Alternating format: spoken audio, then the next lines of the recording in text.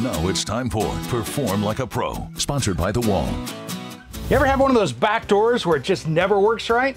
I've got one of those, and today I'm gonna show you how to put a new one in, and it's really easy. Our first step, let's get this thing out of here. It's demo time. I'm gonna knock the pins out.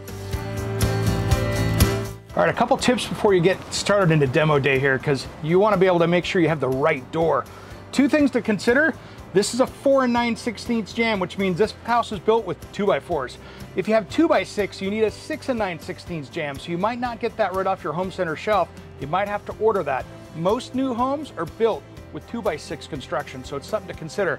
So this is a 32-inch door, and I've got a pre-hung one. I just went down to the home center and got. I know it's gonna fit in here, so let's take this out. It's time to demo this whole jamb out so we can put the new one in. Let's do this.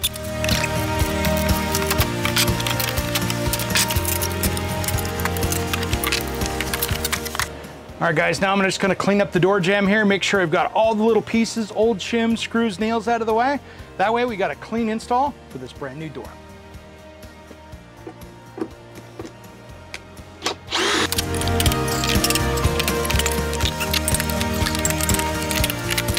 All right, guys, now here's the thing with these brand new doors, a couple things to look for. This has insulated glass, which is really nice. It's gonna save me a bunch on heat in that old garage, which I like. And then just make sure that it's in good shape. If this door gets dented, it's hard to fix. You wanna start out with something damaged. All right, guys, right before you slide the door in the opening to test it, make sure that you take this little quarter turn lock piece off. That locks the door in. Otherwise, you're gonna have to pull this right back out just to get the door open. It's good for shipping, not so good for opening the door up when it's in the opening. All right, guys, like anything, we're gonna do a little modification here. Don't be scared of that. I got siding that sit down here too much, so I'm gonna remove it and see if I can open this up a little bit and get this door in here.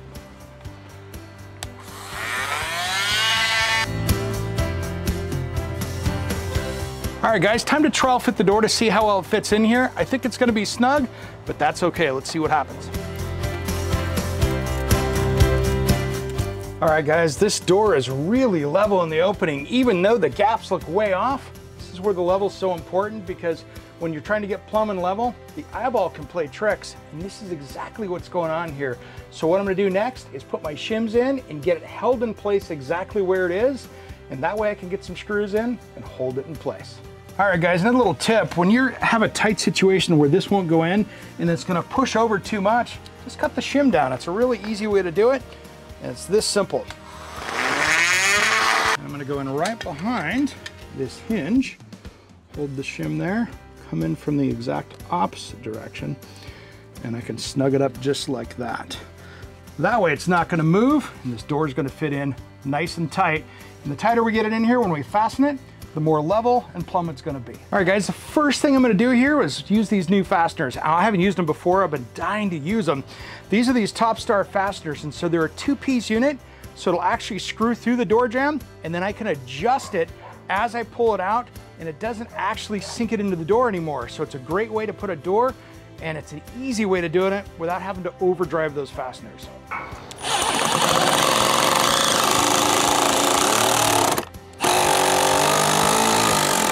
Now this is where you don't get in a hurry. You gotta get this thing level and plumb and all squared up inside the door jamb.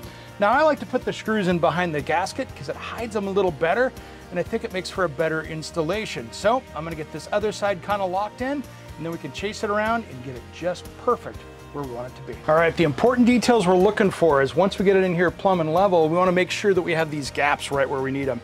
And I've got this right where I want it up here, so that way we've got enough for it to shut and open without hitting the door jamb, because that's when it's gonna hang up and the door's not gonna close correctly. So have to leave ourselves enough room down here for hardware and all that other stuff. So I'm gonna tighten this up, get it locked in. We're almost there.